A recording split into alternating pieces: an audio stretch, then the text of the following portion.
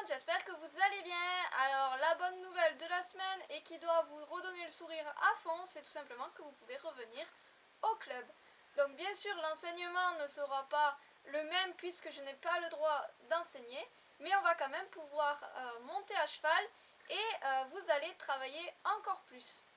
Donc avant de commencer cette vidéo, je vais vous présenter les chevaux que j'ai eus tout simplement de 2017 jusqu'à aujourd'hui. On va faire un petit point sur les nouveautés que vous avez. Tout simplement, si vous regardez bien à côté de moi, on a l'écurie, mais on a aussi une dalle. Donc pour ceux qui n'ont pas été là pendant les vacances, puisque oui, ça va faire un mois maintenant que vous n'êtes pas venus au club, et tout simplement, on a la partie hangar qui est presque finie. Et une dalle qui a été posée là, donc attention, il va falloir bien balayer après votre passage. Alors, on va commencer cette vidéo avant de parler de chaque chevaux, tout simplement comment j'ai choisi mes chevaux. C'est simple. D'abord, je voulais qu'ils aient un mental qui soit au top, c'est-à-dire que les chevaux qui manquent de mental pour faire du club, c'est toujours un peu compliqué dans le sens où en fait ils vont se blaser et donc ils vont être super dociles. Mais ils vont être éteints, c'est-à-dire qu'ils vont pas avoir d'envie de travailler. Moi je voulais éviter ça en ayant des chevaux de club parce que j'ai vu déjà plein de choses à droite, à gauche, et c'est ce que je veux éviter ici. Ensuite il fallait qu'ils soient assez indépendants. Vous savez que les chevaux ont un instinct grégaire et donc ils ont envie toujours d'être en groupe.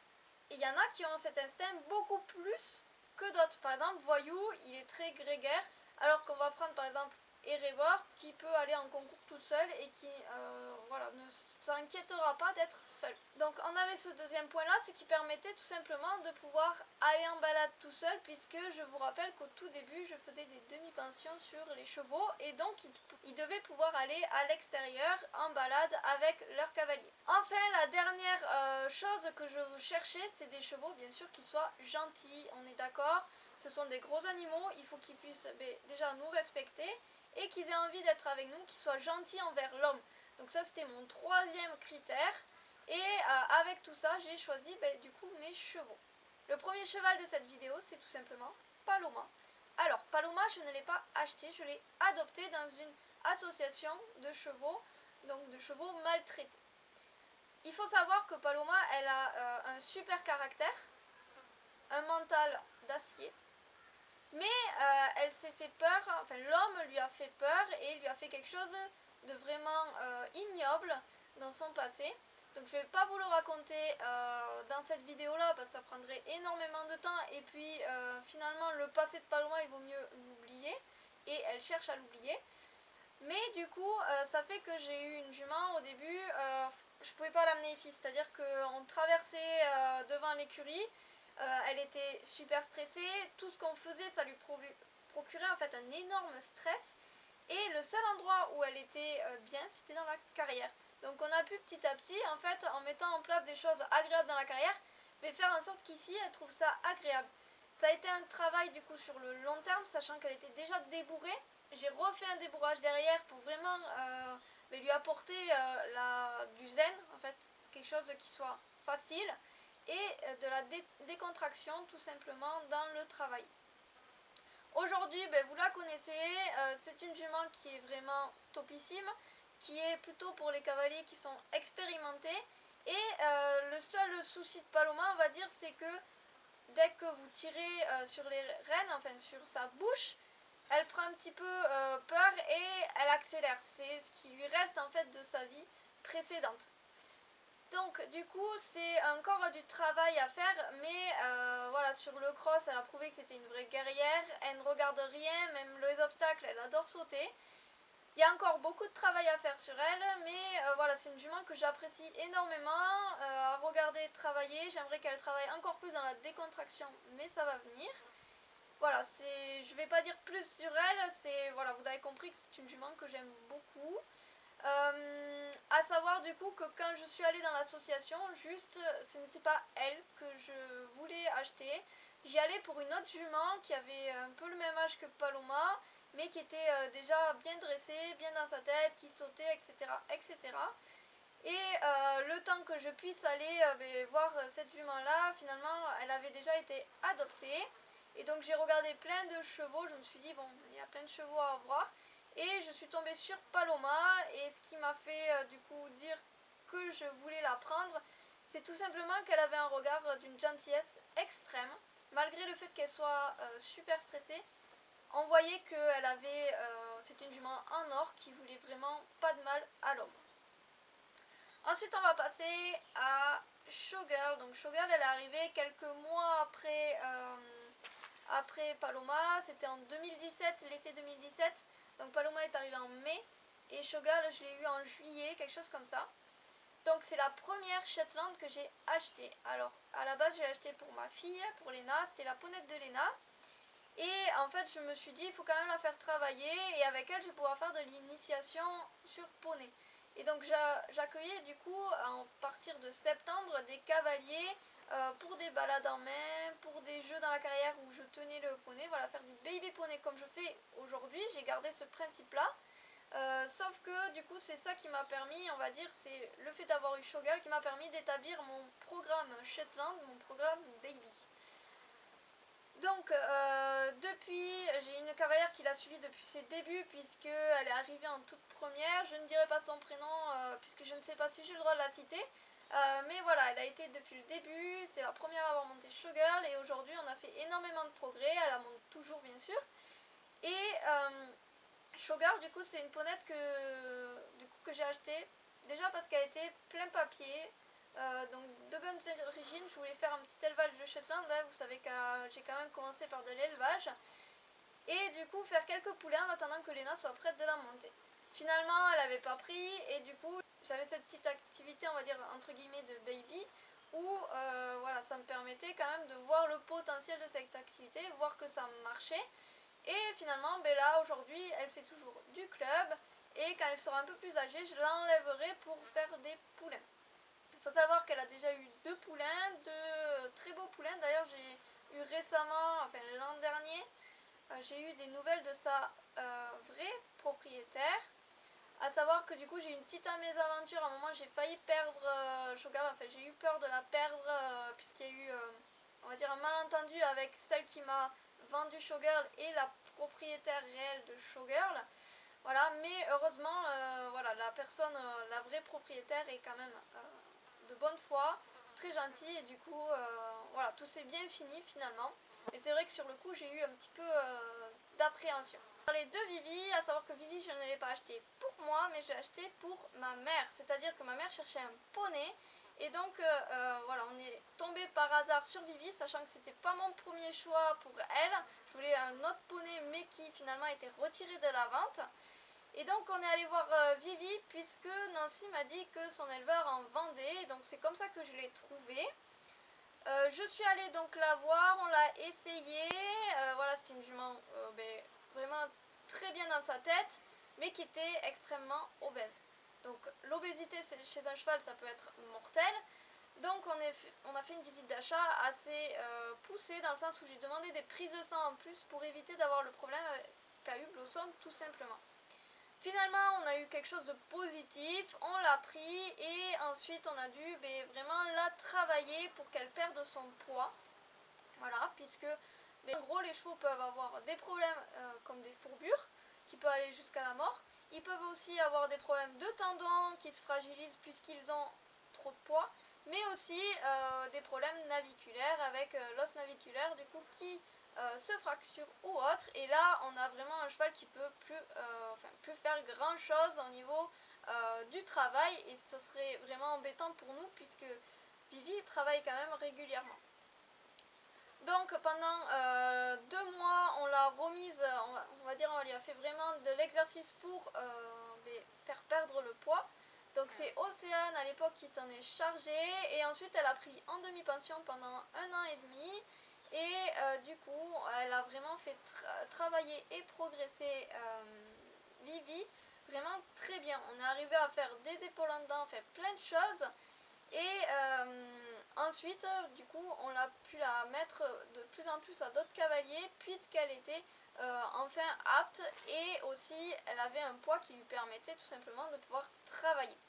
Donc aujourd'hui Vivi, j'arrive à avoir un poids qui soit stable, c'est celle qui travaille néanmoins le plus, c'est-à-dire que dès que je peux la mettre en heure de cours, elle prend une heure de cours. Tout simplement puisque je me suis rendu compte que c'est comme ça qu'elle est le mieux. C'est-à-dire que si elle ne travaille pas assez, c'est la seule dans le troupeau qui peut faire une bêtise en cours. C'est-à-dire d'un coup, on ne sait pas pourquoi, sans prévenir, elle va vous mettre par terre. Voilà, donc pour éviter ça, tout simplement, je la fais travailler beaucoup plus que les autres. Quelques mots sur Vivi, c'est une ponette qui est plutôt posée, qui ne va pas être vicieuse, mais des fois elle a ses petits sautes d'humeur, on va dire. Ensuite, ça va être une ponette qui est relativement facile, dans le sens où elle a un énorme caractère. Et du coup, le fait, même si vous lui tirez un petit peu dans la bouche, etc., c'est pas quelque chose qui va lui faire peur. Justement, c'est quelque chose où elle va prendre encore plus, elle va tirer encore plus. Et limite, c'est comme ça qu'elle, on va dire qu'elle travaille, même si ce n'est pas bon. Voilà, donc c'est une ponette qui a très bien progressé depuis que je l'ai. Et qui, du coup, aujourd'hui peut faire d'énormes choses et a un potentiel plutôt pas mal pour le club et même pour vous faire sortir en concours. Ensuite, l'autre poney. Ensuite, je vais vous parler de Nakoma. Donc Nakoma, vous l'avez plus aujourd'hui tout simplement parce qu'on me l'avait confié. Donc c'est celle qui m'a vendu Showgirl et qui m'a confié Nakoma. Et du coup, donc je vais pas trop en parler parce qu'elle n'est plus ici, mais c'est une ponette qui a permis, en fait, qui était plus grande que Showgirl, elle faisait à peu près 1m15, et qui m'a permis de faire débuter avec des cavaliers un peu plus âgés. Et facilement, elle avait déjà fait beaucoup de clubs, c'est une jument qui avait déjà 20 ans passé. Et donc, j'avais rien à faire dessus, c'est-à-dire que je la mettais en cours, tout était nickel, elle sautait, elle adorait sauter d'ailleurs.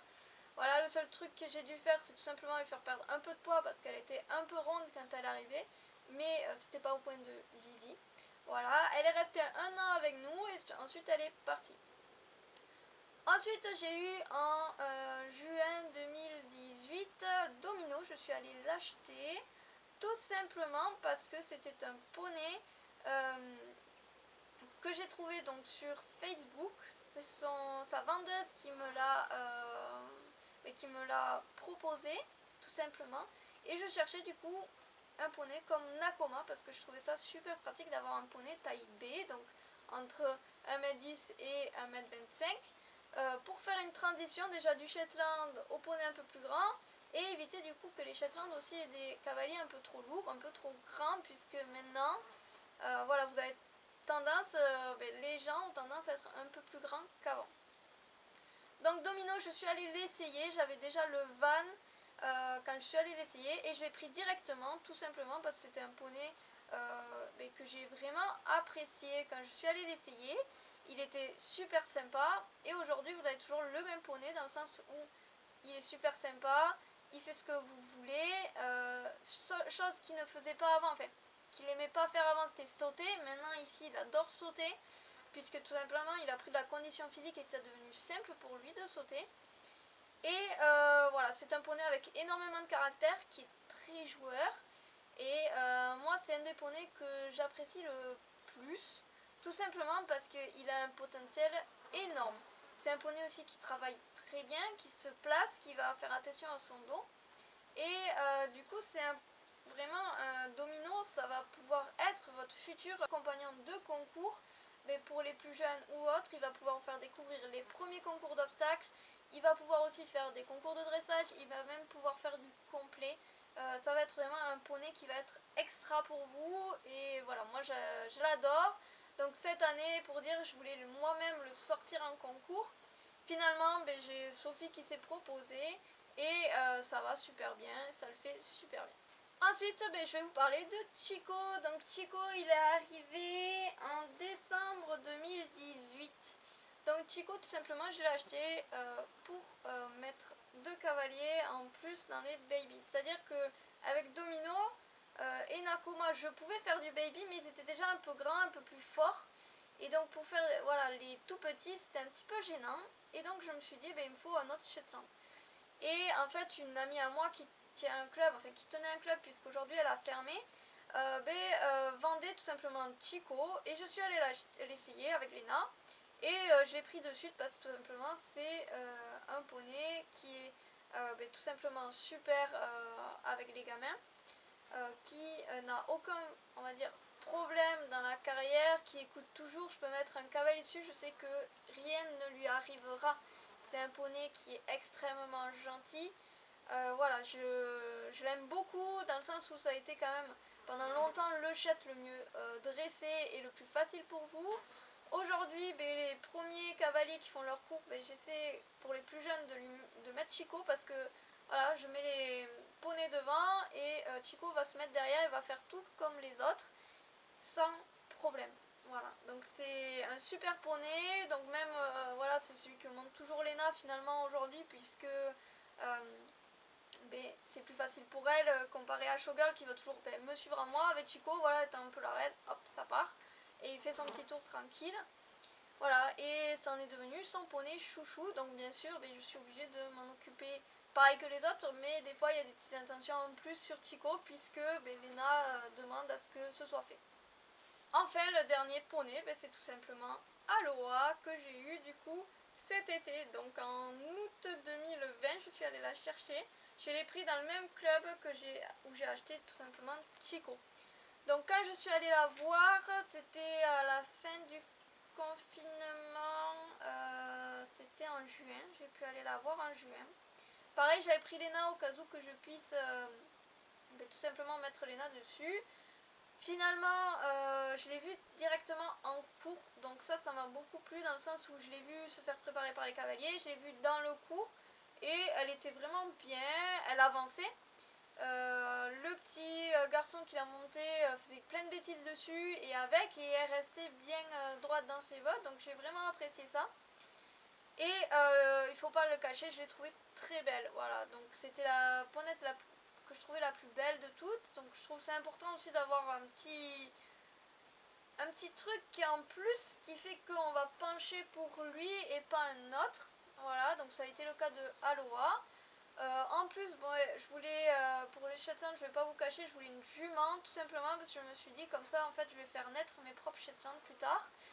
Et ça m'évitera d'en acheter, donc c'est sûr qu'à un moment, il va falloir que j'en achète un, le temps qu'il y ait une jument qui fasse un poulain. Mais le but, après, c'est que dès elle est à la retraite, que ce soit Showgirl ou Aloha, donc ce sera Showgirl, bien sûr, en premier, normalement, puisqu'elle est plus âgée. Elle va me faire des poulains année en année et ensuite vous aurez un renouvellement tout simplement de la cavalerie. Il faut savoir que Aloha c'était la plus jeune aussi qui était en vente, les autres étaient déjà beaucoup plus âgés, donc en fait ça me faisait acheter un poney pour l'avoir 2-3 ans, pour le mettre à la reproduction après, puisque je vous disais je voulais une jument. Et donc du coup voilà, ça aurait été un moment où j'aurais eu dû acheter peut-être 2 poneys à la place que d'un. Donc c'est pour ça que aussi j'ai balancé un peu plus sur Aloha. C'est vrai que l'autre ponette me plaisait beaucoup dans le sens où elle était super sympa, elle bougeait pas, c'était vraiment la valeur sûre comme Chico en fait finalement. Mais je me suis dit qu'avoir quelque chose un poney qui avance un peu comme Showgirl, c'est aussi bien pour vous et vous aimez bien ça finalement. Voilà, c'en est tout pour cette présentation des poneys que vous connaissez. Vous avez eu mon avis sur eux, puis c'est ce que vous avez demandé. Maintenant, je vais vous révéler le poney, finalement la ponette, qui a le plus compté pour moi, qui a le plus appris, qui m'a le plus donné. Donc non, ce n'est pas Erebor, mais c'est sa mère Elita. Donc Elita, comme je vous l'ai présentée la semaine dernière, je ne vais pas vous la représenter. Mais c'est une ponette, comme je vous disais, qui avait moins d'attache à l'homme, qui était plutôt très distante des hommes. Et par plusieurs reprises, elle m'a montré une affection qu'elle n'avait jamais faite. Et qui fait qu'en fait, quand le cheval vous donne cette affection-là, de suite vous savez que c'est vrai, que c'est quelque chose qui lui fait plaisir quand il vient de lui-même vous faire ce geste-là. Il faut savoir du coup que aussi elle m'a donné 3 superbes pouliches. Donc vous avez Erebor qui est toujours là, même si c'est moi qui la monte, etc., qui la relève de voyou. Voilà, elle m'a donné Erebor qui est extra. Elle a donné 15 aussi qui va être super pour vous. Vraiment, on va pas en douter une seconde. Mais aussi Getaway qui du coup est une superbe jument et qui va finalement prendre la relève de sa mère et faire que en fait les origines de la lignée d'Elita ne s'éteignent pas et continue avec d'autres naissances. Voilà, ensuite, donc quand je vous disais pour les petites marques d'affection, voilà, il y a une fois où j'étais enceinte de Léna, je suis allée dans le pré comme tous les jours, quoi, voir si tout le monde allait bien, je faisais quelque chose, je sais plus quoi, hein, ça remonte, et à un moment, elle vient, elle se pose devant moi, et elle pose en fait un peu son front sur le ventre. Donc là, je me suis dit, waouh, quoi, même Erebor qui est très proche, bon, on va dire Erebor, elle n'avait pas ce côté maternel encore, elle était jeune, donc ça lui faisait ni chaud ni froid d'avoir moi enceinte en face d'elle.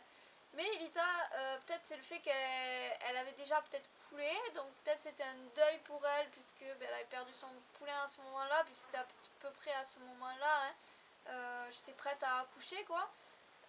Ou sinon c'était le fait que elle était contente pour moi, voilà, ça allait être bientôt la fin, bientôt j'allais voir mon bébé.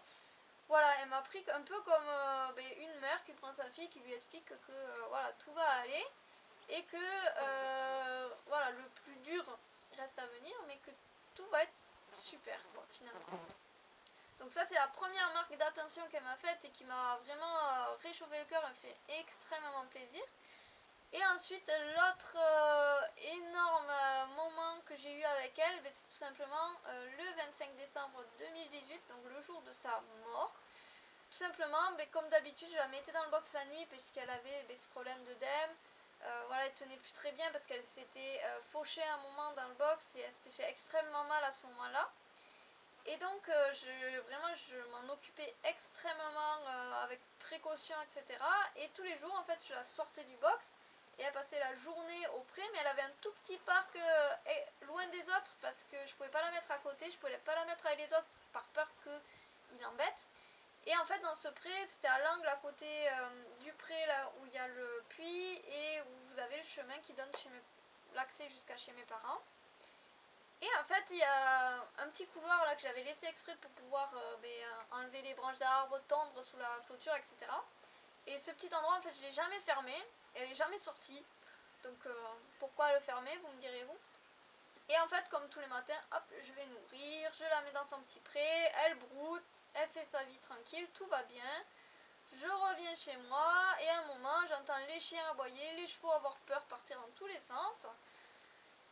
Je regarde par la fenêtre et je vois Elita sur le chemin en train de marcher, qui arrive. Donc là, je me dis, t'es bizarre. Donc je descends, je vais à sa rencontre. Je lui prends avec le licol, parce que j'avais le licol toujours avec moi, et je la mets du coup avec les chiens, puisque les chiens ont un parc clôturé, il y avait énormément d'herbe, donc je me suis dit, au lieu d'aller la mettre là-bas, allez hop, c'est Noël, on la met là, elle va pouvoir manger, etc. Et finalement, je la trouvais assez agitée, et ensuite elle a fait une crise cardiaque, et elle est morte, et en fait elle était en train déjà de faire une crise cardiaque, mais bien sûr, je ne savais pas, je n'avais jamais vu un cheval faire une crise cardiaque de ma vie. Et je pense qu'il n'y a pas grand monde qui peuvent dire qu'ils en ont vu vraiment dans cet état-là.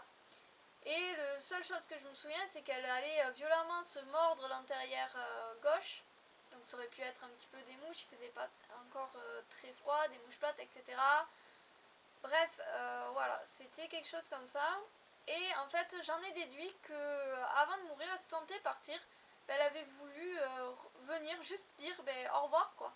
Voilà, et c'est quelque chose, du coup, sa mort est étonnamment très bien passée, sachant que juste avant, je venais de perdre mon chien E.T., il y en a qui l'ont connu, etc. C'était le chien de toute ma vie, voilà, quelqu'un de ma famille, vraiment.